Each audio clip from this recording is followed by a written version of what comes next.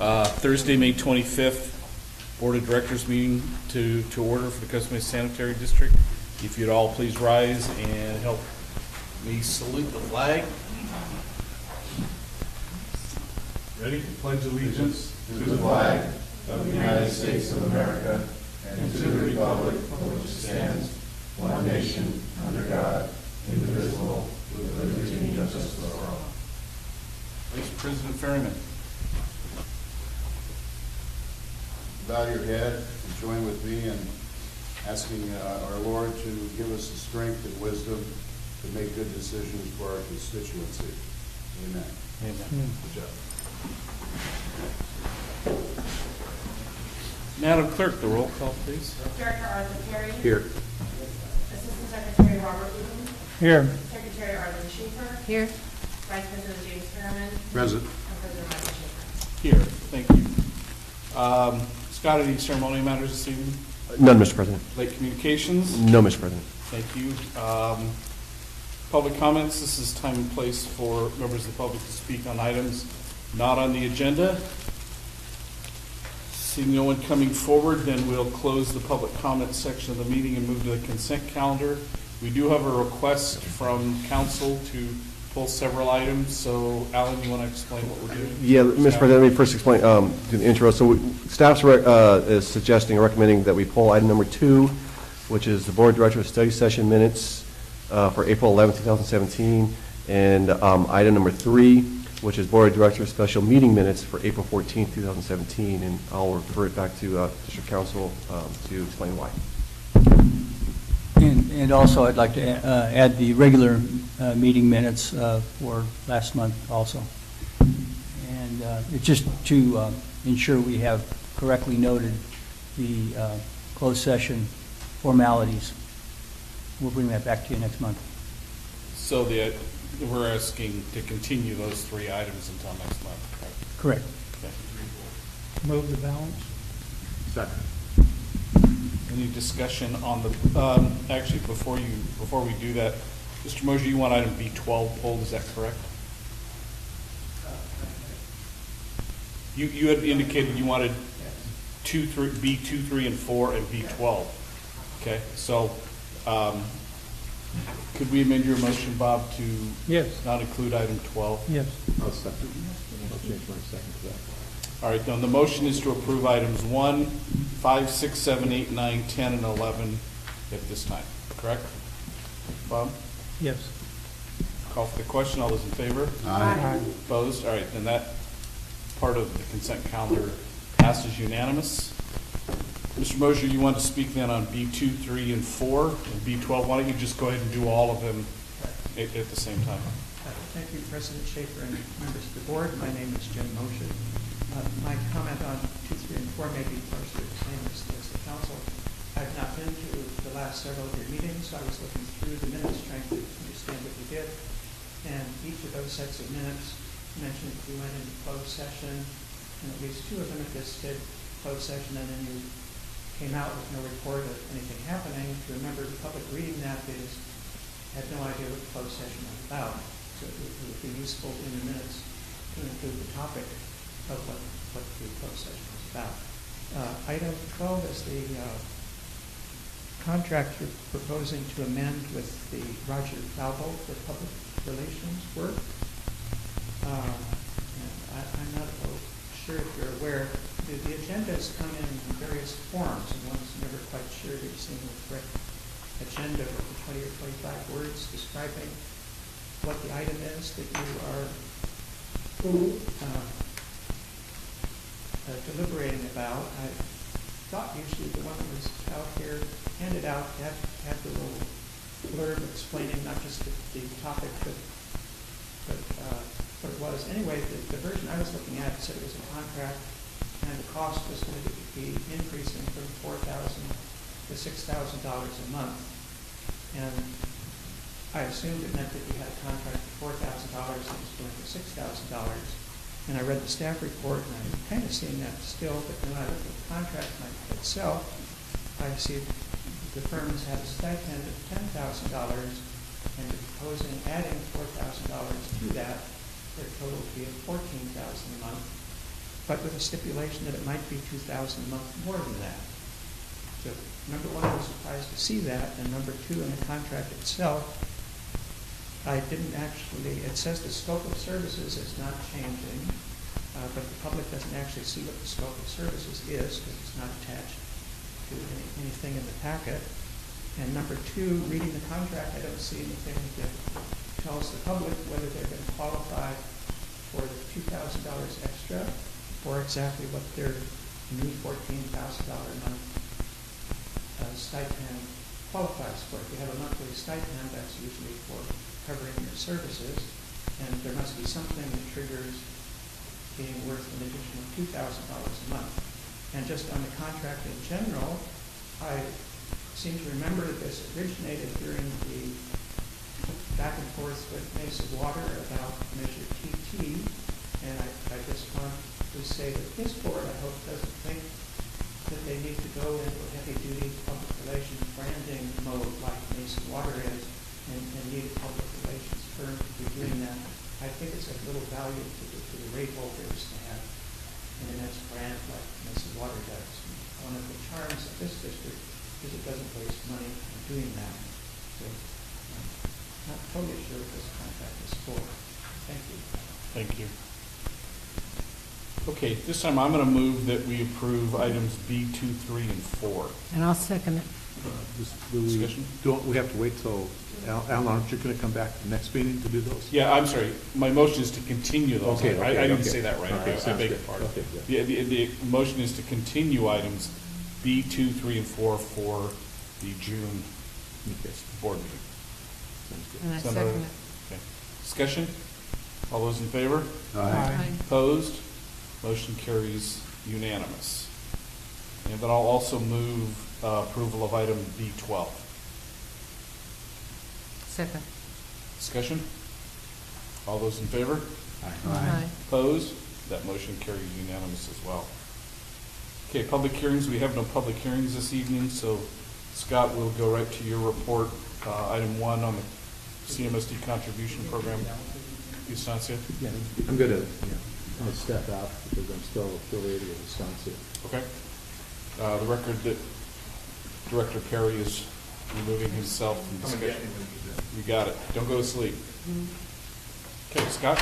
Thank you, Mr. President. So this is a request from the Estancia High School booster program to contribute $500 for a banner to be placed out at the stadium for a whole year at Jim Scott Stadium. We did this previous years, so if you want to consider this again, just remember the two procedures you have to follow when making contributions to an organization. One, you have to establish the purpose CMSD is trying to serve as a contributor to the Estancia High School booster program, and two, describe how the expenditures will advance CMSD's purpose. And typically in the past, I think our banners, we've talked about organic recycling, and we encourage people to recycle. So it's usually a recycling type message we put on the banner. Do they plan on using that same banner, I would assume, that the report has that? We can do either. We can give them a new design, or we can keep the one we have. I did attach our current one to the staff report, Right. so we're gonna. Right. Personally, I like that. I think that banner is very appropriate. Serves our purpose for the donation. Arlene? Oh, I was just going to say that I would be in favor of going ahead and using the banner the way it is. And also, I'll make a motion to approve it. And that as far as a finding, that it actually shows public relations with the city itself, all the people in it, the children, and makes us aware in the city of us, period. And it's a good opportunity for us to show our organic ability and being part of the city, period. I'll second your motion with a little bit of discussion. It's interesting to note, and I think the applicant showed, there's a lot of people that go to that stadium. Yeah. I learned over the last weekend that every year the Brea Lions Club does an all-star high school football game at Orange Coast College. They're not doing it this year because the coordinator at Brea, in the Brea Lions, forgot to notify Orange Coast College.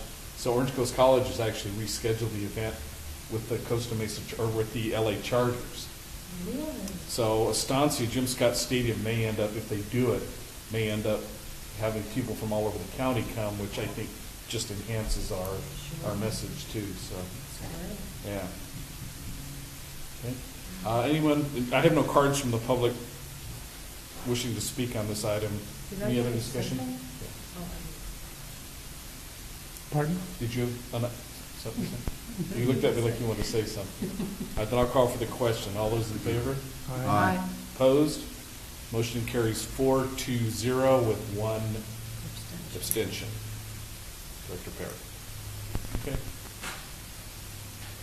Let the clerk bring Art back in. Item 2, Scott? Yes, thank you, Mr. President. So this is another contribution request. This time it's from the city of Costa Mesa. They're requesting CMSD to contribute $1,000 to their silent fireworks display. Again, you have to take into consideration when you take action is the purpose of CMSD trying to serve as a contributor to the proposed silent fireworks display and how those expenditures will advance CMSD's purpose. Now, talking to the city staff, they did say that the city will have a booth at the event where contributing agencies can disseminate information about services and programs to the general public. So, Sanitary district will have a booth? well, not a separate, it'll be a booth for everyone. So it's not just a separate booth for us. It'll be a booth that everyone will share.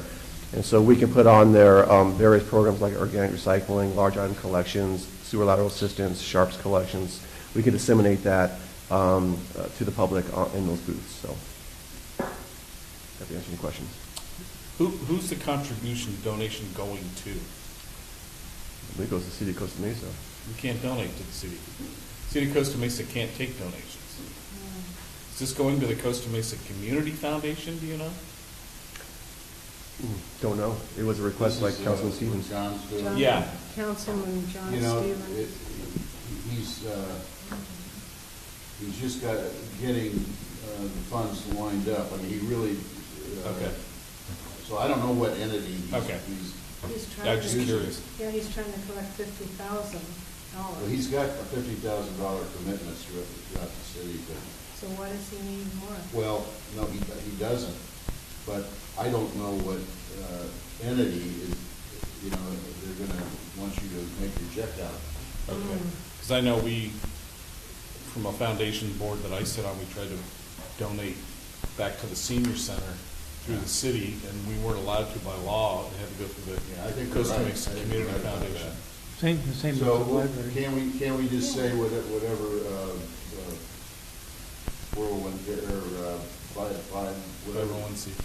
yeah, whatever. My question is, what form did they get to us with the information? Is it just a verbal thing, or is it, because I think we need to see that in writing personally. Because, we sell fireworks for the golf program, and I was talking to our vendor, and he said it's going to be very difficult for them to get someone to put on a show at this late date, if it's this for this year. I know he wants to do it at the fairgrounds, but I'd like to see it in writing, who we send it to, and is there different amounts that people contribute, like other organizations do. It was just a request from the city that we can donate $1,000. So our staff was asked to put this on the agenda, so we did. So nothing formal written. It was just all verbally. So. But it really wasn't from the city, was it? Yeah. Just Councilman John Stevens. That's what I mean. I think it would be better for us to look at it and see who we're contributing to personally, but. As far as time sensitive, how sensitive is it? July 4th. I know that much, but- I don't know. It's just honestly, I don't have a whole lot of information. It's just all asked to put this on the agenda, and after talking with city staff a little bit about my concern was how does it meet our purpose, and so that's where the booth came in. But as far as any more information, that's not as much as I have. The staff report mentioned an attachment C. I don't have an attachment C on mine. No, there's no attachment. It says Attachment C is a prepared chart to assist the board in making a determination. Oh, that was just, I'm That's sorry. that's Yeah. our guidelines? Yeah. Okay, then I wasn't here. Well, couldn't we make it contingent upon our approval of whatever entity they want this? Or like Art says, if they can just prepare something in writing. Well, I like to see it, and have our staff look at it, make sure we're not violating it, and make sure it's appropriate personally. But, we could do that because it's not going to be until July 4th. And I think he's already, in the paper, he said he's raised the money already. Yeah. This would be just an addenda to it. So I'd like to see, maybe at the June meeting, what the circumstances are. Is that You can too make- late? You can make the donation to the city of Costa Mesa and give Scott the authority to make a judgment about whether or not it's a valid, if it's not to the city, a valid foundation or other legal entity that would be appropriate to receive the money as opposed to an individual or something Yeah, that's not I a would go for that. properly formed entity. Okay. Yeah, again, my experience has always been, all the monies have to be funded or channeled through the Costa Mesa Community Foundation, which is the de facto charitable arm, if you will, of the city, so. Maybe you should make it to the city or its foundation or to another properly established legal entity that the general manager determines is appropriate. I think John just got verbal commitments from all these people. Yeah. He doesn't have the money in the bank. He doesn't have the cash or whatever. Yeah. So that's the way we're gonna have to treat it. And what they said was anything left over goes to different organizations in our city. I didn't see that part. I know I that. did.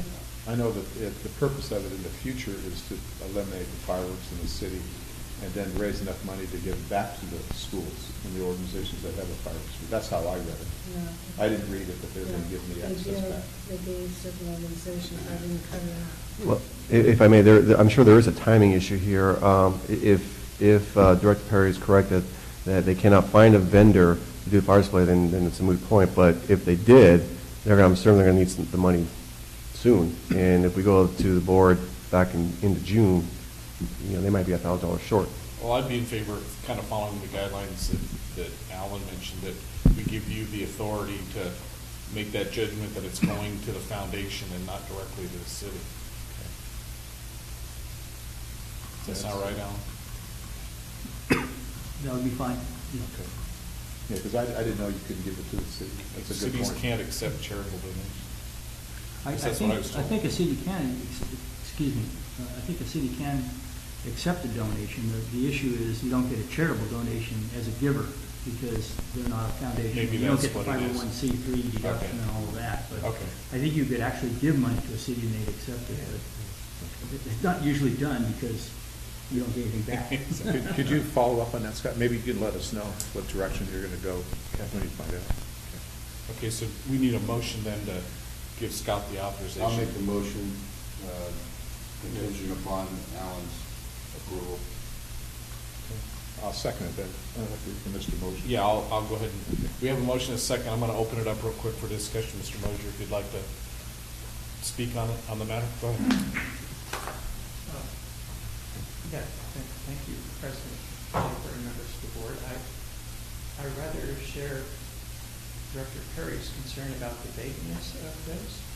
Not only are you not quite sure who the money is going to, but there doesn't seem to be any writing exactly what the benefit is going to be. Costa Mesa Sanitary District is not normally in the business of putting on fireworks shows. The justification for these contributions is usually an advertising purpose. You just have the item before this, you spent half this amount of money for a banner that you know is going to be seen by many people over an extended period of time. The staff report just vaguely says there's going to be a table at which all organizations in the city are going to be able to put literature out. Where the table is going to be, how many people will even look at it or pick it up. It seems like an awful lot of money to be spending for very few people to pick up a very small amount of literature. So until you see something in writing more specific about what you're going to get for the $1,000 and why the district should be wanting to do that, I don't think it's ready for action. Thank you. Thank you. One question. Out of curiosity, are they charging to go to the fireworks? Yes. Yeah, that's what my understanding is. You know, they're gonna have a fee, but I don't think they can pull it off. You know, we're only like a month away. How are they gonna pull it off, getting the word out? When the citizens, I mean, and there's 32 booths selling fireworks. People that are gonna be doing their own fireworks show. Yeah, a lot of people do You know their what I own mean? block parties. Yeah, that's what I mean. I don't know how successful they'll be. I remember reading, when I read this, I thought, you know, the old, can't think of the term, but like they used to say, military intelligence. What do they call that when you say two things that are opposed, like Oxymoron? oxymoron? You would know that. Silent fireworks, just, it just sort of, I read that and thought, really? So, I thought that they were gonna allow free parking for a portion of it, and then the other portion they couldn't because there was another event going on there. this is at the fairground? Yeah, that's what I would, and it's free admission, I think. I'm kind of in the same vein as Art. I mean, so they're gonna do this display, but everybody around them's gonna be shooting out fireworks. If I had a dog or a cat, I'm sure my dog or cat would hear those, you know, not the silent ones. Right? So, all right, we have a motion to skip and a second to leave it up to the general manager's discretion to get more information and possibly go forward with that donation. So, all those in favor? Aye. Opposed? But, you know, make sure it fits our criteria. Yeah. You know, Yeah. because we, you know, Motion carries 5-0. Okay. Now, I'm not going to say the same comment about the budget that I said at the study session. So we'll go right to item 3, the preliminary budget review. Thank you, Mr. President. Wendy Davis will be giving this report. Thank you very much. Attached is the preliminary budget. It's presented exactly the same as it was at the last meeting. There were several items that were requested to come back to the board for discussion, so I'm going to skip right to those items. You'll see down at the bottom, rent. Rent is the first item. So staff is requesting that, since these are two enterprise funds with separate and distinct activities, and this is a large new building that we would like to have the wastewater fund charge the solid waste fund for use of the space for its portion of its employees and activities.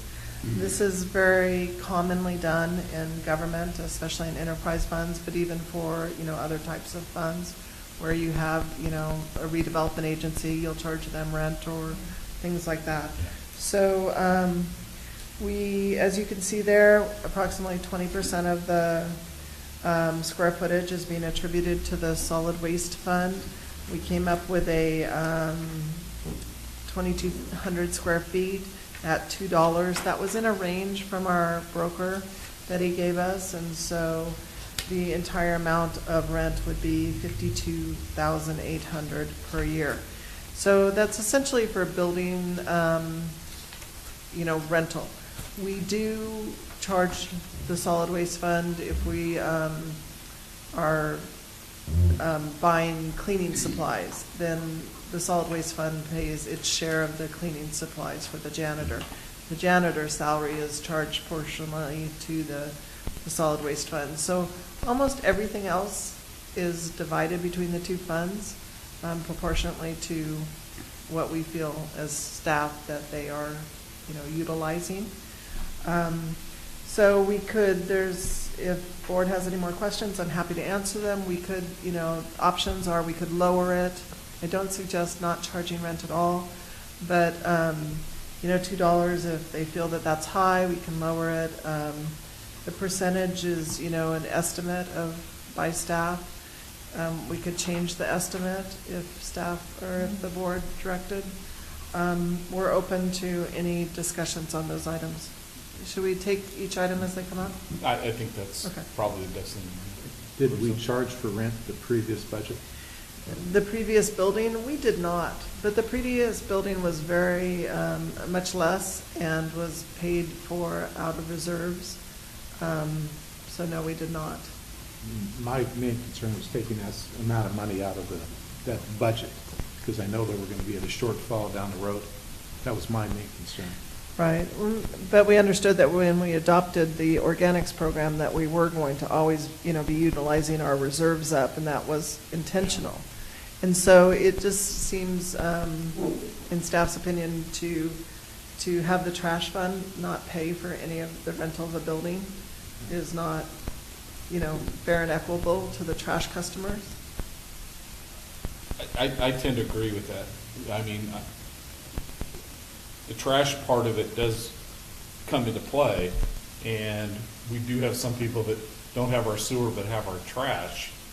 So I think, to me, and I don't know, Jim's much more of an expert than I am, but I wish I could get my rent at $2 a foot.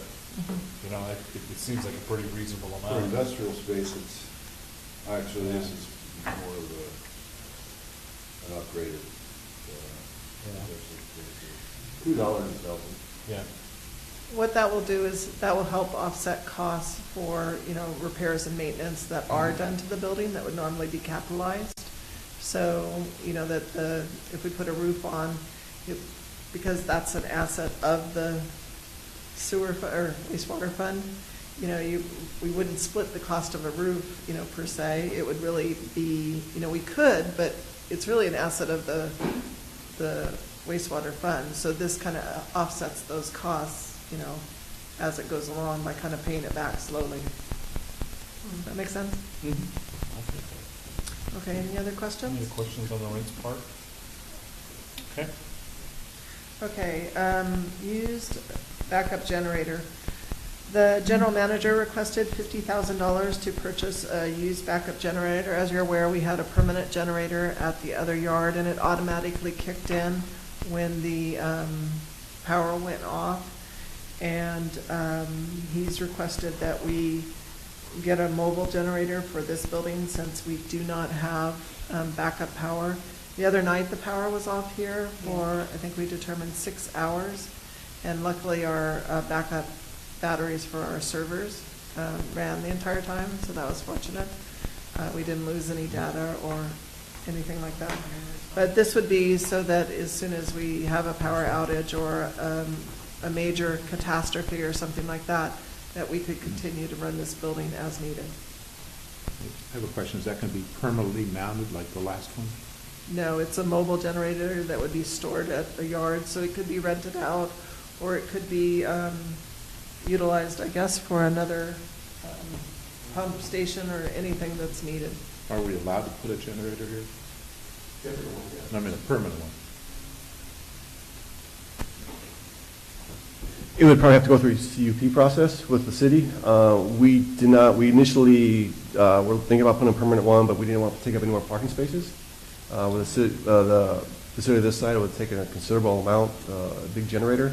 So we thought it'd be more appropriate, like when you said we have a UPS system here that keeps the power on an hourly basis, a few hours that allow us to bring a mobile generator to hook up to the building. It's really for more of a long-term type of a power outage or a catastrophic disaster that we would need to operate the EOC. We would bring that generator in. How long do we have for the batteries and our servers to last? I think it varies based on what's being utilized. If, like with the other night when the power went out, our IT guy told me it went out around 11 and it didn't come back on until 3-something. When did we find that out that the power was on? The next morning, That's what I'm because saying. I asked him if we had server problems, how the batteries worked, because I thought the batteries were shorter duration than that, so I thought we might have lost, some time on our thing. But, if it's overnight, the lights aren't on, nothing's running, a generator or the batteries work longer. But if it was during the day. During the day, You would know. You would know. You'd have been down a lot quicker, yeah. I'm just thinking if it happened on a weekend and no one's here, we wouldn't be notified till like Monday. Is that correct? Or how would they be notified? Yeah. We would, actually, no, that's not true. We do get notified by Edison. If there was a power outage, we would get notified by Edison and say there was a power outage and this facility's been impacted, and they'd put the address on it. So we would know. If there was an emergency, if a car hit the transformer or something, you wouldn't know it until someone came here, right? Until Edison, well, no, Edison would tell us. Okay. If there was a power outage impacted this neighborhood, this area, Edison would tell us. If they send an email out to us, say, hey, there's a sun power outage because of this. this facility in this area is going to be impacted, and they'll list those facilities. Did they send you an email? Yes, they send me an email, and they send it to staff. I think Rob gets them too. And you chose not to bring a generator in? Well, one, we couldn't, we don't have the cables to hook up to here, so we need the cables. There's nothing to hook it up. Well, you could put the cables in. That's what we have to do. We need to, yes, but the area to hook up here, it needs the cables compatible to this building. We don't have that yet, and so we would do that when we get a new generator. You could do that without a new generator. Prior to getting one. Sure. I would recommend that we purchase the generator before we determine whether we've got capabilities. There are a wide variety of male and female plugs, and we're going through this challenge of having a pump station. So Yeah, I wondered about that. it'd probably be best to Jim, you got a You estimate the cost of the thing to be 50,000? Yes, because I'm asking for a used one. So, because I'm not asking for And that's a used one. yes. That answers my question. Home Depot sells them for about $399. A little generator. I think most of us went to a talk by Susan Kennedy From Waco. at Waco, where buildings in Irvine and many other places are beginning to install very large battery packs. And so what I'd like to see, I'm not opposed to having an alternate form of emergency power, but it might not necessarily be a generator that someone would have to drag out here.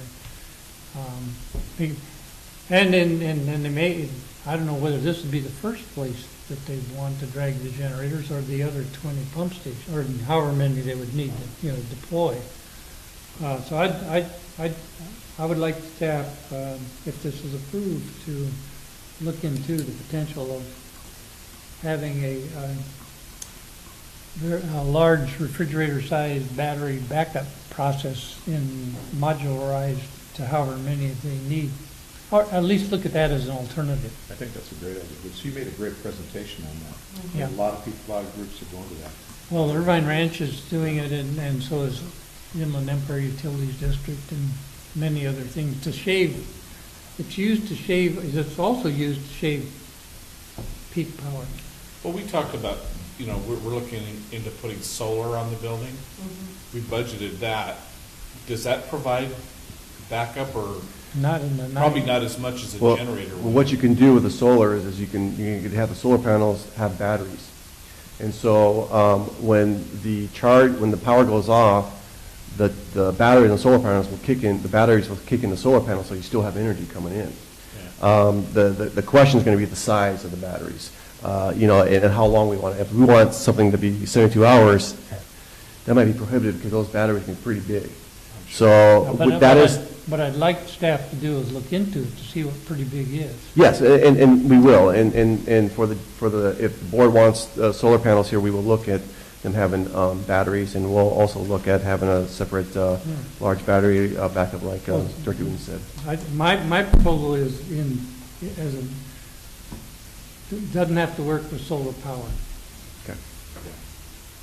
I don't mind getting a backup generator that we can use anywhere, but I also like the idea of the battery to look into that. I think it's just another piece of the puzzle. The car company, Telsa. That's the one that makes the batteries. Tesla. They manufacture roof or Solar. tiles, roof tiles that are solar, and that could. It might be worth looking at. If we're going to do it, we're going to do the solar and we're going to do the roof. Why not combine the thing? Absolutely. And I think that there's. And they're also the ones that make the big They're batteries. manufacturing. But I think there might be some discount or something that I read that if you use that kind of thing, I don't know about public entities, but. That I had someone look into those Tesla tiles, and he was telling me that to do a regular roof, They're expensive. like $60,000 for a Tesla roof. Yeah. No, it could be prohibitive. But you know what? they'll never have to buy electricity ever again, probably, so. And from what I hear, that the material itself is bulletproof, you know. Okay. I definitely think we should prepare ourselves for something. I was affected by that light, the whole power light out. I couldn't believe what happened.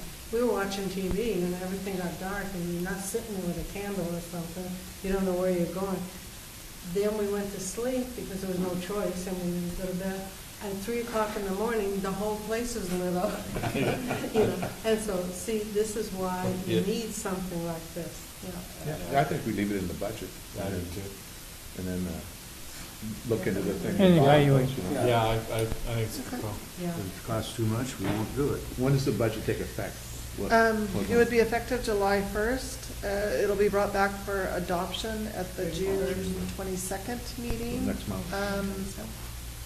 So that would be, okay, so landscaping, there's $100,000 included in the second year for drought-resistant landscaping, and Scott would like to put in sidewalks. We have a lot of people that walk through our grassy area, which I think is a little uneven, and by putting in a sidewalk, he feels that that would make it a little safer for the average person walking. Yeah, through. thank you. Thank you. And if I could just add on to that, more like, not only walking on the sidewalk, I see people walking in the street, you know, so it's a safety issue for people walking in the street. So my thinking was, take out all the grass, you know, right now, and kind of make it similar to the building next to us, where it's really drought tolerant, drip irrigation. And then you make like a nice meandering kind of sidewalk walkway. But my suggestion, maybe we do what's called permeable sidewalk. And basically what that means is that when it rains or any kind of, when it rains, the water goes through the concrete into the groundwater. And it's really big on sustainability issues. So City of Los Angeles is doing a lot of that right now. yeah, it And ties in really nicely. So I like that's my recommendation, doing the second year budget for that. Are we still having a budget review on the 31st? We'll talk about that in a little After we bit. get done. We'll get there. We'll get I there. was just curious because we're talking, Okay, and the last thing is the earthquake reserve, and staff would like to ask the board's permission to bring this back at another meeting to discuss the earthquake reserve, the asset management reserve, and normally, after the end of the fiscal year, when I'm closing the books, we'll come back to the board and request the unfunded liabilities, some money to go towards our unfunded liabilities. Well, they've changed their rules, and they're not going to allow us to cut the check in July and August and accrue it back to the prior year. It has to be cut and received by June 30th. And so what we're going to do is request that, I'm going to come up with some numbers for you and request some money to go towards that based on where I preliminarily see the budget. So what we were asking is that we'd like to bring those items back to another meeting. Either we have a special meeting scheduled for the 31st, or Scott mentioned we could do it at the study session in June, if that would be better for the board, and cancel the special meeting. So before we finish the budget, though, there are 2 more things that I wanted to discuss. Before you move, I'm sorry, Okay. before you move away from the earthquake reserve, this is not part of the budget, but just as kind of a side to that, as we talk about earthquake, I'd like to see kind of an assessment, Rob, I think I'm sort of throwing towards you, but an assessment of our pump stations and just an overall earthquake preparedness on all of our infrastructure, to see what opinions and things you have on all that. I'd be happy to. I think that would be worth Just a including. real quick background. We did have a study done by a structural engineer of our pump stations, and we did one of the recommendations. Two. We did backup powers and in the bolting of the, Okay. we did 2. All right. Yeah. And, Okay. Okay. and we have some information on other earthquakes and that. Okay. I think part of when we talked about the brick line manholes, that to me, and from my experience with earthquakes, that's where we're gonna see a problem. But if we could just include that as part of that talk with the reserves, I think that'd be beneficial. Well, and just as a reminder, we did budget over the next 2 years to do some of the manholes with coating to prevent and restabilize those. In addition, Art had a question for you. And just back to the unfunded liabilities, what, you have a rough estimate of what if we have to cut a check in June, what that amount might be? well, that's what I wanted to talk to you about at a study session, was to present the reserves for all the funds. I know that Director Uden has asked about the, not only the asset management fund, but the equipment replacement fund. There's money there. And so what happened was, I'm pimping it a little bit, but we can't actually find a written policy anywhere. So we want to bring it back at the board's direction and then actually write up the policies to, finalize it. There's some differences. Staff, I was under the impression that the asset management fund had to maintain a $5 million balance and could not go below that, but Director Uden was explaining that his understanding was it could be taken down and brought back up. So I've been researching it, and what I've researched doesn't show that we've actually ever adopted a policy either for the earthquake or the asset management system. So I'd like to formalize that and get, a consensus on that. And so I don't know exactly the dollar amount for the unfunded liability. We did pay, I'm telling you what my staff report's going to say.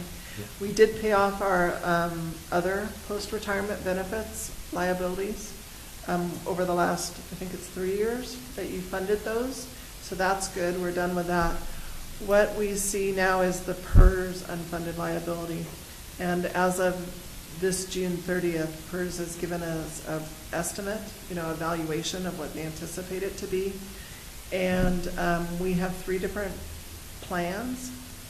The PEPRA is people hired after 2013. It's about $3,300, so I'd like to pay that off and just be done with it. The PERS, can't think of the terminology, the the second tier is about $12,000, so I would like to pay that off. And then the major one is the classic, which is the one that we've had since 2004. It's about $320,000. And one of my little attachments is going to be the amortization schedule, where it shows that it's like $1 million by the time you pay it off. So that's my selling point. Unless we paid it off now, you say. Right. That if you paid it off over 30 years, they give you an amortization schedule. I was going to do that. They also have 2 other amortization schedules of 20 and 15 years. But my minimum request would, besides paying off those 2, would be $120,000 going towards the classics, and then that would leave $200,000 over the next couple of years. But I'm going to verify that I think there might be some funds available in the equipment replacement fund, because we've gotten rid of some assets that had some money sitting there. And so my best hope would be that we could come up with $330,000 and pay it all off. The important fact is that if we do it by June 30th, it goes into our valuation. If you do it on July 1st, it's like you didn't pay it off until next June 30th. So I like what you're saying, personally.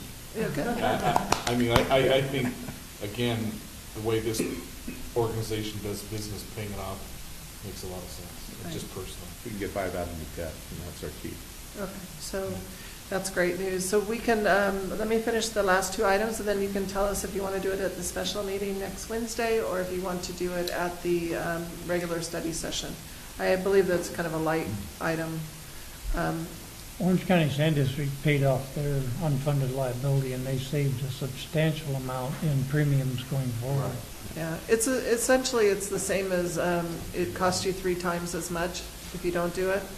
And then we will save in the next 2 years' budget, because they are charging us, besides our normal PERS commitment, they charge us money going towards that. So for the classic program, it's about $16,000 for next year that we will be paying in addition to our normal PERS contributions. So that will, save us some money. That's great. So. One of the other items that we'd like to include in the budget that's not in the budget right now, everything else is as you saw it last time. This is the SCADA electrician technician position. Staff has been looking at compatibility with districts around us, and this position is a little below market with our close neighbors that have similar positions. And just due to the additional duties and how much we've updated all of our systems, we're reliant on this position. And so staff would like to request a change in, I'm fumbling, I didn't bring anything with me, change in the salary range for this position from where it is to a new salary range. And it would not cost any additional money at this time because the existing position is, or the existing person is already within the salary range. So this would just be in the future, they would go higher. And it's just to make us more competitive with our neighboring entities. So there's no cost now, but if the board would approve that, putting that in the budget, go ahead. Are you saying that we have an existing person that would take that job? We do, we have And he would still do his other job along with this? well, he's already in the position, and so we're just trying to ensure that with all the upgrades we've made in the electrical panels and the pump stations, that he is competitive with other entities that are around us, the other jurisdictions. So we've seen some salary schedules for recruitments, and we've kind of fallen a little bit behind. Yeah, I think that's wise. You had a benchmark where you looked and seen. Yes, I apologize, I didn't bring the salary. I could tell you, I think it's going from, I want to say range 36 to range 42. But it, again, is no additional cost. His existing, it's an overlap of the existing salaries. And I can point it out when we bring the budget back for final adoption and show you where it went in front too. But at this point in time, there would be no additional cost because he's already within the range. It just would go higher. So you've done an unofficial compensation study? Yes. I did mine too, and I'm not asking for anything right now. We thought we were going to lower it. Okay. Okay, the second, or the last item I'd like to bring up is the household hazardous waste. Staff applied for a grant for the household hazardous waste so that we could fund the program to do a drop-off like we did at OCC, and we did not receive grant money. So it's in the second year of the budget because we were only doing that event every other year. There's plenty of time to maybe find another funding source. It's the amount of $60,000. We'd like to leave it in the budget for now and hope that we can find some additional funding or find something that might be more cost-effective. The general manager is negotiating with the trash company, and one of the options on the table is a district-wide household hazardous waste program. And so there may be or might not be some costs associated with that. So we'd like to leave it in the budget. It's in the second year, and then only spend it if it becomes necessary. Do we share that cost with somebody else, or is it just? In the past, we did. We shared it with OC Recycling, but we don't know that they're going to participate in the future. I think we will. Is our current program only for seniors? We do have a senior program So that's you're in our thinking about existing expanding? contract. Yeah, okay. This is the Orange Coast College Yes, The this is drop-off. the drop-off. drop-off. Do they take hazardous waste at Orange Coast College? Just during those events. Oh, just the events, okay. Yeah. Because I just went down to Rainbow yesterday. Well, they take batteries and lights and they take batteries and something else. lights. Those are household hazardous waste items. took pants and other things. Yeah, they don't take paint. So with the negotiation of the contract, then, the renegotiation of the contract, we feel that there might be some better alternatives. We know that Newport Beach is doing a district-wide house pickup. And so with some of the new staff, they've been researching that and have come up with alternatives. And CR&R is very open and has suggested some things that might be. We had as that well. like 10 or 15 years ago, where people would call in, that they'd have to package it up and they would pick it up. They just ask you what the poundage is or what what it is. Yeah. You have to make a list. Remember that, Rob? What was the organization that we went through on that? You remember? Curbside? Yeah, it could have been, it's something like that. Curbside. That's it. That's it. Curbside. Yeah, there's something before curbside. But we had that program, and because I used it a number of times, they would just call them up and they drop off the bags, and then you put it in the Yeah. bags and they pick it up. That's Yeah. I think environmentalists are concerned that leaving it out on the curb now. Mhm. Yeah, I think it was Stericycle. Okay, sounds good. Well, so I'm happy to answer any questions, and I'd like to get the board's preference on bringing all these items back for the reserves and the unfunded policy for next Wednesday at 9 o'clock for a special meeting, or at the regular June study session. Either would be fine with staff. I prefer the study session I was personally. first to the study session also, because the next week's going to be really busy Busy for week most of us. next week for most of us, I think. Okay. And I think you answered all my questions. Yeah, same here, I agree with you. Jim? Yeah, I'm good. Study session? Director Ukin did email us a couple questions, and I'm not sure if we answered everything. I know that there's a $200,000 and a $50,000 questions on the CIP Well- budget, and those are what we estimate the carry forwards. I'm sorry, for the board's information. Director Uden emailed us on the CIP budget asking what the 200,000 for the grade 5s and the 50,000 for the manhole repairs were, because we're carrying it forward. And he was asking if all the work was done, and if it was done, why are we rebudgeting it?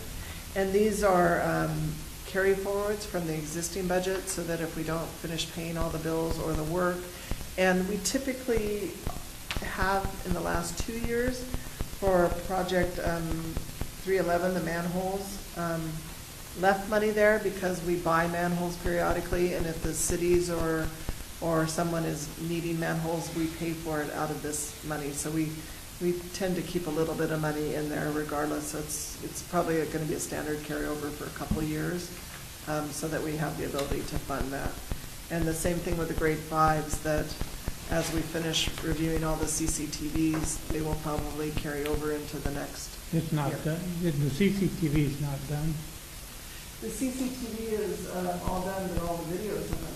Do you have that? We have not received anything from Mike. I wasn't unaware it was working. Okay, I thought I heard that they're done, but the videos have not been all reviewed by staff. So Rob would probably be more in the know than I am, so I would trust him. Have we completed all the grade 5s already, Rob? We have completed, well, we have one contract that's being executed, phase 8, and then we don't really have a phase 9 yet. So I'll have to check in on everything. I wasn't aware that we were complete with the CCTV. So we'll see how many grade 5s we have left, and maybe do a small project there, or if they're just a few, we could add them as extra work to phase 8. Well, I would think 200,000 is excessive for 2 years in a row. Our original grade 5 budget was something like 465,000, and that's, I think, for all 9 phases, it's been enough money.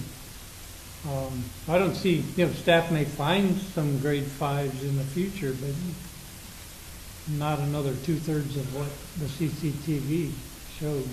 That's kind of my question. By the time that we do the carryovers, that'll be October, we'll have a really good idea of how much money he needs Okay. and what he sees coming in the future. So you're not adopting that with the budget. It's just staff's estimate of money that will be carried over because the project either won't be done or there'll be leftover funds that we'll do subsequently in the next year. So if that's okay, by October, Yeah. you'll either have the ability to approve it or not. You've probably gone over how we're going to acquire the property. Is that a closed session item? Okay. The master plan, what's the schedule on completion of the master plan? I'll answer that question. Robert? Yes, thank you. The completion schedule was originally 6 to 9 months after the CCTV, Oh, after the CCTV is done? so it means that. So by the end of the year or thereabouts? Possibly. Um, And then I'd like to address item 3. If you like. Yes. The question is, how is the force main evaluation to be done? Why is it not ahead of the force main project? And we determine the next or prioritizing the project. The good news is that with the force mains that are in the budget, we will have caught up. Meaning, I don't want to replace a pipe that's too young to be replaced. So it's time to evaluate. After the next 2 years of budget, it would be more of a time to evaluate the condition of the line, maybe using the type of technology from Canada that was used before, or a different technology. But the good news is that we march to the beat of Scott and we take care of all the The ones that we prioritize to be needed to be done. Well, yes, and even for the next 2 years, we have the force mains that were going to be abandoned and aren't abandoned. Yeah. So we're up to speed, and it's nice to say that we are on schedule. And instead of doing the project, we will be doing evaluation. Mr. President, could I That should amend? be part of the master plan, probably. Yes. Yeah, okay. Mr. President, could I amend one answer staff gave to one of Director Eaton's questions? Sure. In terms of it being a closed session item for the purchase of the property, the only thing we discuss in closed session is price in terms of payment. The sources of the money would be a public discussion item. But we can't have that until we get closer on the price, I guess. Comfortable with that, Bob? Yes. The last question I had, well, a couple questions. It is my guesstimate of when we run out, when the solid waste reserves are exhausted, we'll have a need for a significant increase in trash fees to cover that continuing apparent shortfall. And I'm not comfortable waiting until the end, then, raising the fees $3 or $4. We understand that. There was a sheet attached to the prior budget that showed when staff was projecting we were going to run out of funds, and that's in the 1920 fiscal year. Right. So that is after this budget process. Staff has budgeted money in the early portion of, or the late portion of the fiscal year 18-19 to do a study. We thought that it would be important to wait until this first year of the budget. We have our last year of the sewer study rate increase, and so we wanted to wait till that was done and then look at both the sewer and the trash funds together to determine if we needed to do a Prop 218 and that we could economize. We would hate for to do a study and determine that we needed, say, more money in the wastewater fund and then have to do a Prop 218 after 1 year after doing the trash. So if we did it in the study in the second year of this budget, then it would be ready to roll for the first year of the next budget, which would be the preferred methodology. It's still, and is my guesstimate of $3 or $4 trash fee increase correct? Probably. What staff estimates is it costs, with the rollback that you did a few years ago, that was a decrease of about $2 per month. Mm-hmm. And then with the increase of for the organics program, that cost runs about $2 per month. Yeah. So with those two, it is approximately a $4 increase. We haven't increased our fees in over 15 years. Yeah, I'm just not comfortable with a $4 increase in fees. If that's the minimum that we need, we just go out and say, okay, you know, we need $4 more a month. I would like to see the fees, I'd like to see an evaluation, and even if it has to be quicker, you know, to make these a cup of coffee increase rather than a lot, you know. Well, and again, the study would dictate, like the sewer study was a 5-year increase, so it could be, you know, an increase over a period of time.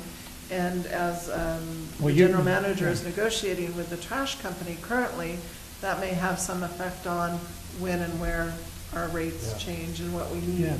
So, But right now, we believe it's going to be a $4 need in 2020. right. Well, And and we're we'll just also, have completed the study, and, you know, and then we bounce out and say, okay, you know, we got to have $4. exactly. But we're also looking at the characterization to, as I learned the last meeting, that's going to tell us how much we're meeting in our diversion rate. And so we, you know, if we're close to meeting our diversion goals, then, you know, we might be able to change some things. If we're not even close, then that may dictate. Then that may be $6. Yes, we may need to step up something. So, you know, there's a lot of things at play, and we can amend the budget as we need to, you know, based on, you know, staff would come back to the board. I agree, Bob. I think that we should start implementing it sooner than waiting. Just to, you know, go $2. I mean, that's right. I think it'd be a lot smarter. I mean, there's just, unfortunately, there's a lot of questions that can't be answered right now. Yeah, I I think know. we're jumping the ship. But the problem is, staff is making a projection. You know, staff thinks they know that it's going to be a $4 increase based on what they know. Right, based on what, but we're making some assumptions. And so, agree. you know, like Winnie says, you know, the waste characterization study can help us determine what that rate is. Our negotiations could be fruitful, as well as keeping the rates maintained. There's just, we just don't want to, we understand, you know, that the big jump could be a shocker, a sticker shocker for residents, and we agree that I think over a long term, maybe expanding that over time, but I don't think we should do it right now. You know, I think we need to let's get some more information, and then we can maybe later in the fiscal year, we can come back and What do I'd that. like to see is a schedule for when those bits of information should be concluded. And maybe, you know, future study session sooner than later. So you got all these questions, and you've also got staff projections. We're going to run out of money in the reserves in 2020, and I think because you budget conservatively on the revenue and excessively on expenses, it probably won't quite be there. I agree with you, and yeah, excessive is not the word I'd use, but yes, I understand what you're implying. So, yeah. Conservative. We agree. We've been working with the CR&R. We've had our first negotiation meeting. We have another one scheduled coming up. And the characterization, I think he said that we're next on the list for that. So we're hoping that, you know, we should have a lot more information by, say, September to give the board with the negotiations and the occupancy. You'll see on the board report for the trash hauler payment, it said that we had frozen the occupancy while we're in negotiations for finalizing our list. So that way we know that we increased this month by 14, but we're not paying for that 14 because we're trying to agree on the list. So there's those three major things are in play with the trash company, so. Jim? You know, this possibility of an increase isn't exactly foreign language to me. We've been talking about this for 10 years. And, you know, we went and reduced it earlier, knowing that we might have to pick it up a little later.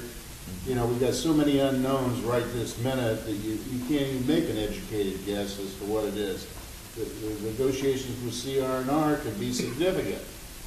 You know, so us getting all shook up and you know, personally, if it comes down to it, and it's a couple of bucks going to be an increase, So be it. I It's- mean, it's we a- can't go on forever. Jim, it's a Going- 25% increase. I don't care. Well, I think our constituents wouldn't. I care. Well, I mean, I care. Yeah, but I mean, you we've know, we've been we telling both people care. this for 10 years. That eventually the rate is not gonna stay the same. No. We're gonna have to bump it up, you know, and hopefully we can minimize it. Yes.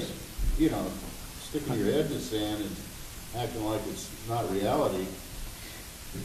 I believe it is a reality, and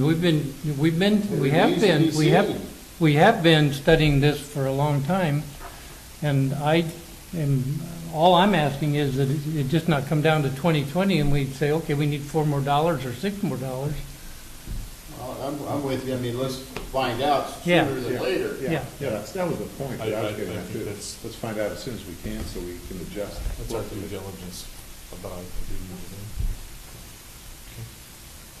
Okay. Anything else? No. So if I have I think all the questions have been answered. And the board would like to bring back the reserves and the unfunded liability to the study session in June, and then we'll do the budget adoption in June June. 22nd. Is that all Regularly. right, everybody? That sounds good. Okay. Okay. Yeah, great. Nice presentation. There'll be no increase in then for fees for the sewer or trash next year. The sewer is increasing, that's year 5 of the Yeah, that's right. Yeah, that's what I mean. 50%, but- so that's yeah, it. That's already been done. So yeah, the second year, there's no increases at all, Right. and then 1920, we'll have to see. Okay. John, thank you. Thank you. We'll move to item E then, the engineer's report. Rob? Thank you, Mr. President, board members, we have our project status report. Be happy to answer any questions. Any questions for Rob? Okay, thank you. Thank you. Mark, treasurer's report. Nothing this evening, Mr. President. Counselor? No, Mr. President, I have nothing this evening. These are too easy on us. Then we'll go to local meetings. Jim? CSD? Bob was kind enough to pitch it for me last night. I had another engagement, and Bob, you want to? Well, I did go to the Orange County Sand District meeting, and most of the items had been highly discussed through the committee process. I did have to recuse myself on one item. There's a Inland Empire Regional Composting Authority contract amendment. My daughter sits on that board, so I thought it was appropriate that I recused myself. And then the other thing were routine projects, there were 20-some little projects. They have significant amounts of money sometimes, but we spent most of the time talking about, in open session, and Director or Supervisor Steele had a lot of questions with the general manager and the engineering group about the 405 widening. There's apparently some 20 places where the proposed 405 widening will impact the Orange County Sand District, either a pipeline, but more specifically, there's going to be an on-ramp over the corner of the district property. So last month, what the board did was develop a policy, and it was passed with a few dissenters, Supervisor Steele being one of them, that they thought that the negotiations could be compromised if those 5 directors on the Orange County Sand District Board, also who sit on the Orange County Transportation Authority Board, if they knew what the negotiating position of one agency or the other was. So they passed a resolution, a policy change that prohibited those 5 directors from. They had to make a choice which one they went to. Well, the county council filed a lawsuit on Supervisor Steele's behalf to get that policy rescinded. And it was, I I'll say what I'm thinking. Everybody was groveling around, and they did rescind that policy. I think this board's probably smarter than that board and those lawyers about, the conflict of Thanks, Bob. interest processes. Thanks for the vote of confidence. Anyway, so then we went into, and there's some haste in needing to have the consultant with the wherewithal to tell Orange County Sand District, how to proceed in each of these 20 instances, and learn how to negotiate, or be prepared to negotiate and negotiate quickly. So with the onus off Supervisor Steele, she's going to go back and ask the attorney to remove the lawsuit, and they finally did, and they did approve some $140,000, to get whatever type of help they need to evaluate what the Orange County Sand District position should be. It was a fun meeting. You missed Did it the with me? OCTA finally sue us? Yes, Yeah. that was a closed session item, so, Yeah. but we didn't get there. So We did get in the open session, when Supervisor Steele, we talked about it, and she said, okay, I'll go back in open session. She said, well, I'll go back and ask him to withdraw the lawsuit. They sued in the local court, and I think that's probably inappropriate. It should have been like a Cole Warrento discussion like we had with Fitzpatrick. Supervisor Steele wears 11 hats, and apparently she's not well acquainted with the word recuse. She could just recuse herself. She thinks she represents the whole county, and I think she's running for higher office, and there's a lot of innuendo, and many of the directors talked about what was in that former closed session, groveling with Supervisor Steele. The whole thing's a nightmare. Yeah. It's going to get worse before it gets better. Do we have any concerns with our district with the widening of the freeways? Scott, do you know of any? No, I think we've, correct me, Rob, I don't think we have any sewers that would be impacted by the widening the freeway. That's correct. We made sure that we never accepted sewer that were under the freeway. Yeah, I mean, Right, exactly. And the widening supposed to be within the existing right of way. We have looked at preliminary plans and have not seen any problems. We have some residents that live in that area that are concerned about it in the past, but other than that, You're going to have free lighting. I'm going to wave at people as they go over my house. All right, Sarva? Okay, Jim and I attended the meeting. It was a short meeting, and we were here on time, more than enough time for the first time. I started it. Bob was there also, but. Yeah. But, moral support. Jim, our lobbyist in Washington, Jim O'Connor, gave a quick report on, one, the Westminster East Garden Grove feasibility study is going to be finalized in the fall, so maybe that affects you out a little bit.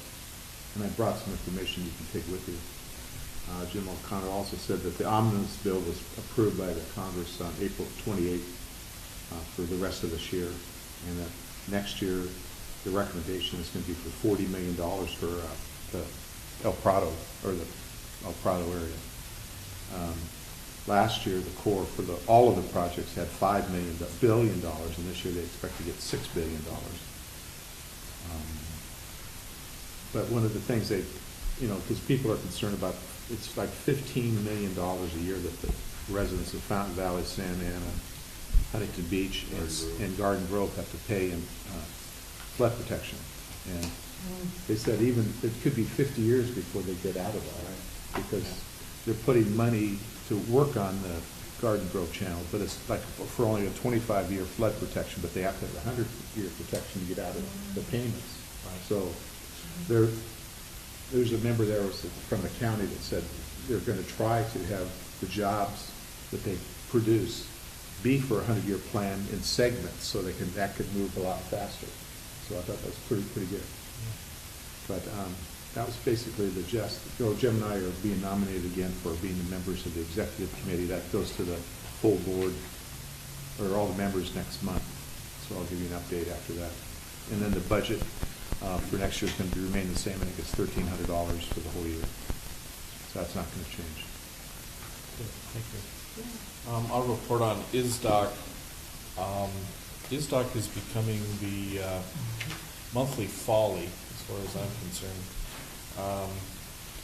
So we have an item under new business to talk about, to ask for voting on the bylaws, so I won't get into that, but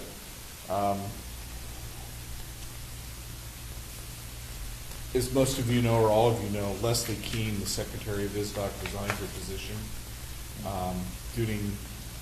noting conflicts and disagreements with President Fissler primarily, but there were some other issues too. But that was, in her resignation, she mentioned that she was having differences, did not believe that ISDOC was following proper procedures, and so she resigned.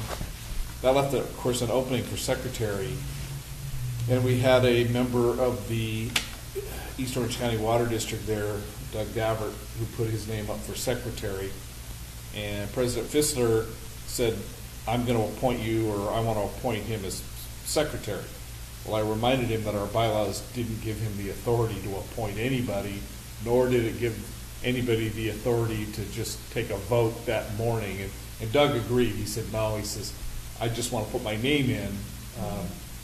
Fissler didn't need to push it as quick as he did, so we're going to, I think a request for nominations has gone out for appointments. So in June, they're going to appoint probably Doug Davert as secretary to ISDOC. We discussed the bylaw revisions, again, we'll come back to, but part of it was this ongoing battle with whether we should file as a nonprofit or as a, I don't remember what he called it, an independent nonprofit or something. We haven't resolved that. We're still, as far as I'm concerned, in violation of IRS and state guidelines, but President Fissler promised that he would get that taken care of. We had a report from Phil Anthony on OCOG. There was a movement to have ISDOC pull out of OCOG. It was costing $5,000 a year for ISDOC to be a member. Jim attends OCOG from OCSD, and I'm the alternate for ISDOC. I'm not sure OCOG's that important to special districts, but I think that we need to have a place at the table. But President Fissler was happy to announce that he convinced OCOG to reduce our dues from $5,000 a year to $500 a year. Really? Yeah. So kudos to him. Again, these meetings are becoming, Arlene attends, they're hard to follow. I mean, things are going all over the place. And, without Stacy Taylor there, we'd probably go crazy because she seems to run the meetings, but it's interesting. So that's really all I have on this stuff. Mike, did they say anything about the alternate public member of WAPCO? Were they gonna? It didn't come up. I assume it'll come up in June. I know, you know that Mr. Morelli was called back for the final interview. He's one of the finalists. I didn't know that. Yeah. Al mentioned to me the other day, or he sent me an email, that the alternate public member to LAFCO, he's one of the finalists. Al is one of the finalists. Yeah. Okay, CSDA, Harley? Yeah, well, the big thing is we had legislation days, and Gina and Scott and I went to that, and it was a busy time. It was probably the best legislation days they've ever had. It was really, really good. And we had the chair of the commission, the Bill Hoover Commission. And he spoke, and he did such a good job representing Bill Hoover's position and saying that, you know, as far as he's concerned, every special district is so different, they need to stay what they're doing and stay that way. And so it was a good feeling. Interesting. You know, I mean, you could have dropped a pin. He just went on, and he did a wonderful job. And then, of course, we went over to Assemblyman Harper's office and talked to him for a while. And then we talked to Morlocks. And of course, Gina and I were put into this with Mesa Water District and all these other people. And so that was really fun. And then actually, the last day when we had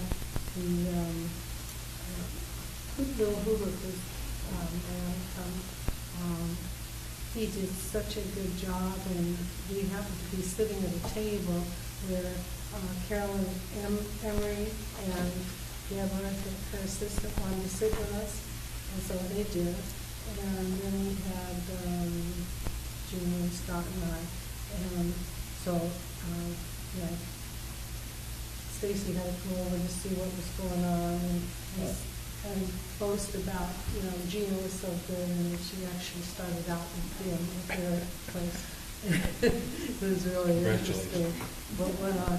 And when we were in Morlock's office, we were talking about what was going on. And, of course, John started to get into, so how, he looked at Stacy and I said, so how are you both getting along? And so Stacy said, oh, I guess okay. And I said, yeah, we go to our meetings and we say hi and goodbye. And, you know, that's it. And so then Stacy started to talk, and I said, you know, the one thing you have to understand, John, is this is local. It's not you. So, you know, cut it off. So we did. And that was fun. So, Scott, am I missing anything on that? There we go. Okay. And aside from that, I had my executive board meeting up there while I was there.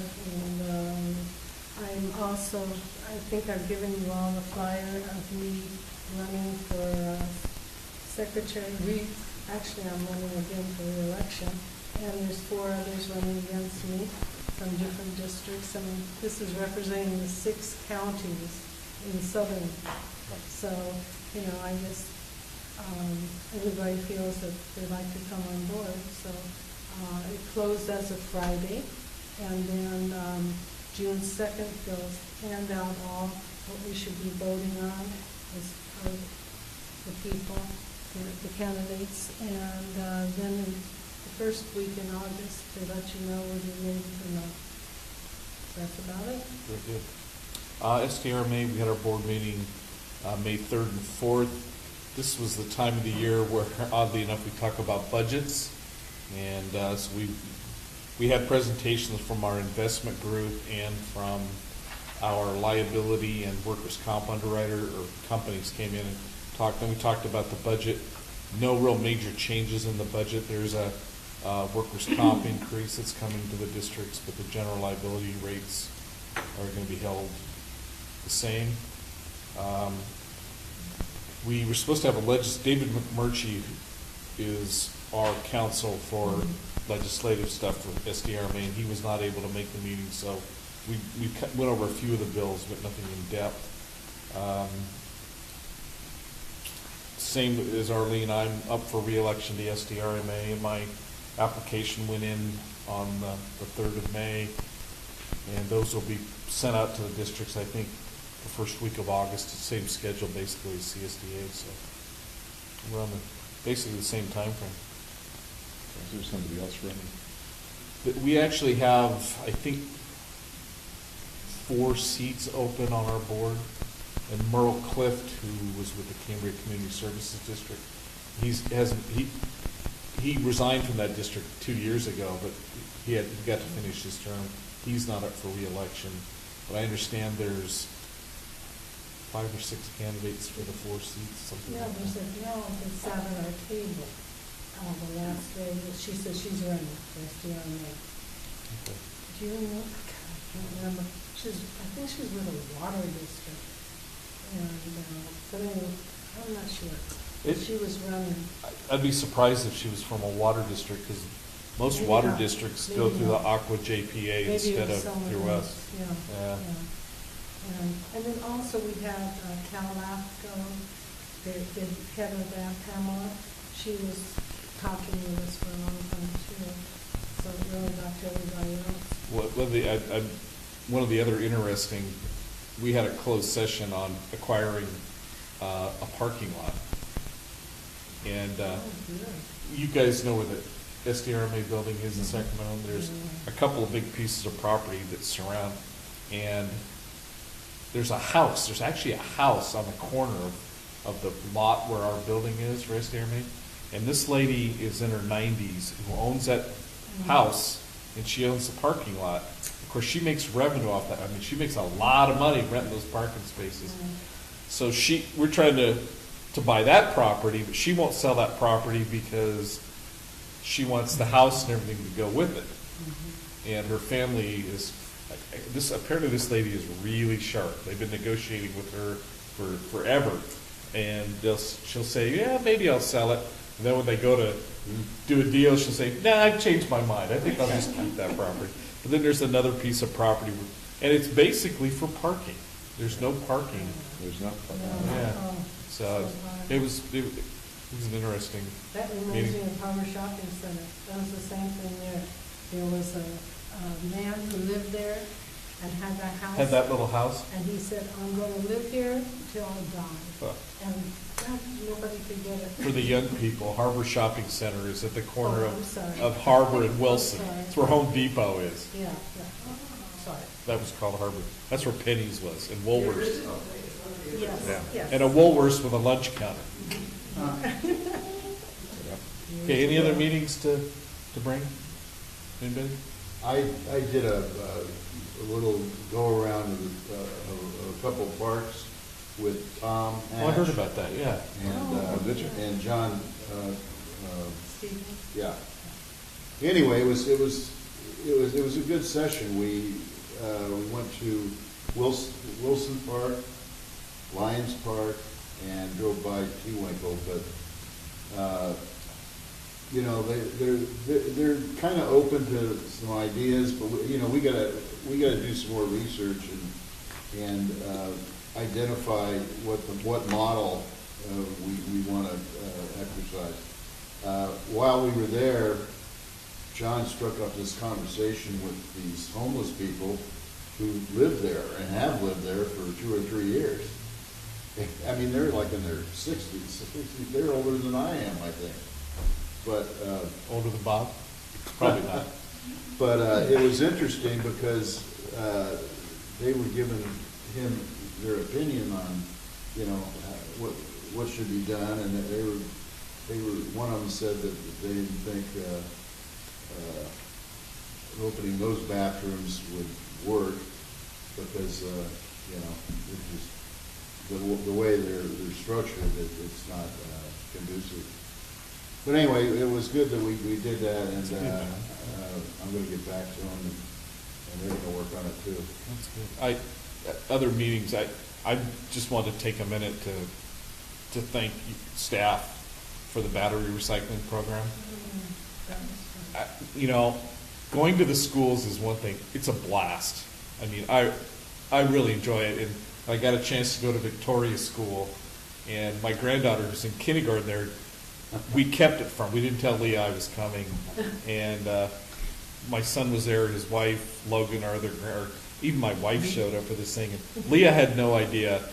And Victoria's got this kind of little thing. It's like a courtyard with steps, and they do their presentation down there. Well, we walked in, and I stood right behind her, and she didn't know I was there. And then the principal announced, "Well, here's Mr. Mike Schaefer from the Costa Mesa Sanitary District." And Leah turned around, and she looked at me like, "What the H are you doing here?" But I got to call her up, and that was special. And you guys do a lot of stuff for that. And I think the battery recycling program has become a huge success, and you guys do a great job with that. And Plus, there's a lot of parents that. there's a lot of parents that come Oh to my that gosh, because all the that flag parents day, are yeah. sure. And I said to the kids at California School, tried to explain who I was and and I said, when your trash gets picked up and when you flush the toilet, everything goes away. And they all went, ew, and it's a lot of fun. thank you, and I know you put a lot of time and effort into it, Gina, so Yeah, great Gina job. really does a good It's, job. Well, I got, Gina and I went to Christ Lutheran last week, and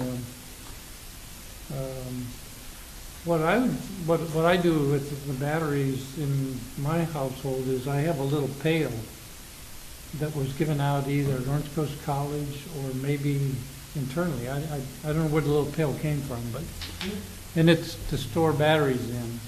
And I think that what we ought to think in terms of for next year,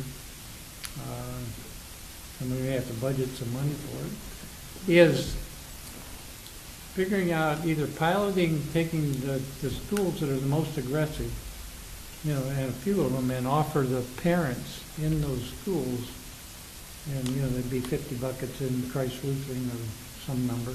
I don't know what the buckets cost, but I'd like staff to do some research.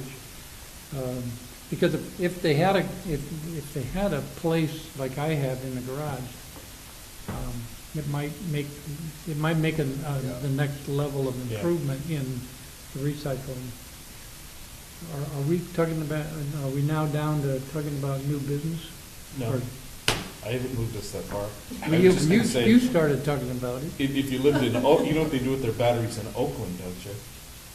They take them to the football and baseball games, so they can throw them at the opposing players. I have a friend that goes there, and he takes his batteries up there. Any other meetings? Okay, then now I'll move us to old business, which we have none, and new business. Scott? Yes, thank you, Mr. President. This is for your action consideration. ISOC has a proposed amendments to the bylaws, and those amendments are in your staff report. So if the board approves the bylaws, then staff is suggesting that the board direct President Schaefer to vote yes on behalf of CMSD. So I am, on there, on the ballot, if it's district name, it says name and title of Votong delegate. Am I the Votong delegate? Yeah, Yes. okay. My recommendation is that we pass the bylaw. They need to be done, otherwise the attorneys with Orange County Water District probably are going to kick us out of the I building. move for approval as presented. Second. Discussion? All those in favor? Aye. Passes unanimous. That's in the packet, I assume, Madam Clerk, for me to sign. Okay. Oral communications, director comments, anybody have anything? I Bob? have a comment. Oh, Bob raised his hand Oh, first, sorry. Okay, I'm second. I talked to Mike Carey at OC Recycling, and I think they're going to finish that project somewhere in July, sometime in July of this year. And they have 2 classroom buildings that are part of the project, and so I told him about our potential academy. And he said, we could do composting there, we could do the academy, but, if we want to do the academy to inform the community about flushing the toilet and picking up trash, that might be the place where we could do it. And and they could talk about other things, and we could partner with Mesa Water. Yeah. Anyway, they have 2 classrooms there, and they're available for these kinds of things, Very good. depending on when we want to do it or how extensive we want to do it. So, Arnie? Yes. I love the pump stations. I think that it looks so great, the artistic work and the historical part of They it. came out really good. And I think we're missing the boat. I think that we need to get out and be able to have a daily pilot person take pictures and, get our president out there and say, this is what it looks like, stand by it or something, on behalf of Costa Mesa Sanitary District. I look in the papers and see all these different people who are in there, and I'm thinking, why aren't we? We have so much to give, and we keep it, and we just do and do, but we don't get out there.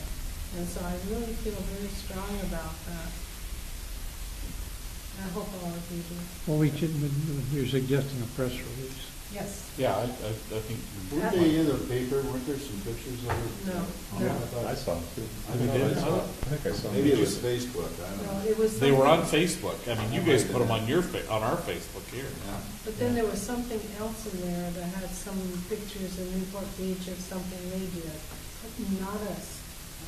It was really cool, was having Peggy Gardner do one, who's such an old-time Costa Mesa person. Yeah. Oh, And yeah. I didn't realize she was an artist, but she did a Yeah, great, yeah. it was a great drawing, yeah. Yeah. But yeah, I agree with Arlene, they look very cool. They look better than the Papa John ones at Harbor and The Fairfield. one in Adams is beautiful. Yeah, Yeah.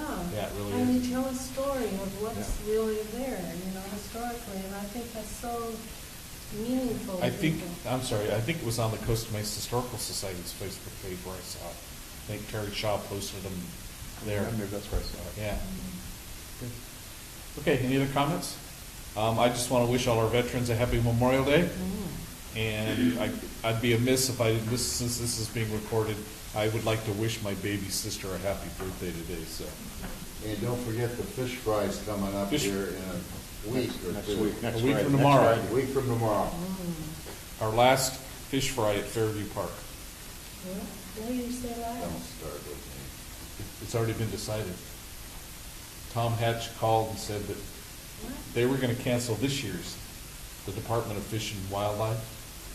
And Tom got him to postpone it, but this is our last year at Fairview Park, believe it or not. So it's time to mount a campaign. Where did we go? me. Okay, well, we're gonna go political, I guess. That may happen. Oh, that's crazy. Okay, no other new business or oral communications. At this point, we're going to adjourn to a closed session. Matters in conference with real property negotiators, Government Code 54956.8, property at 2252 Fairview Road in Costa Mesa, agency negotiator Scott Carroll, negotiating with the selling party, Mike Johnson. Closed session will deal with price and terms of payment. Okay? Pretty sharp guy though, isn't he? Yeah, he really is. He's got more time on his hands than I do. Yeah. Okay, I'm gonna reconvene the board back into open session, and I will report out that in the conference with real property negotiators, Government Code 54956.8, the board has authorized the general manager to make an offer, or to accept the offer of 1.7, to make the, not accept. Okay, we've given the general manager the authority to make the offer on a 3-2 vote. Okay, directors Perry and Ferryman were opposed. Directors Uten, Schaefer, and Schaefer voted to approve the offer, the authority to make the offer for the property, subject to terms and conditions of the sale of the property. Okay. Any other business?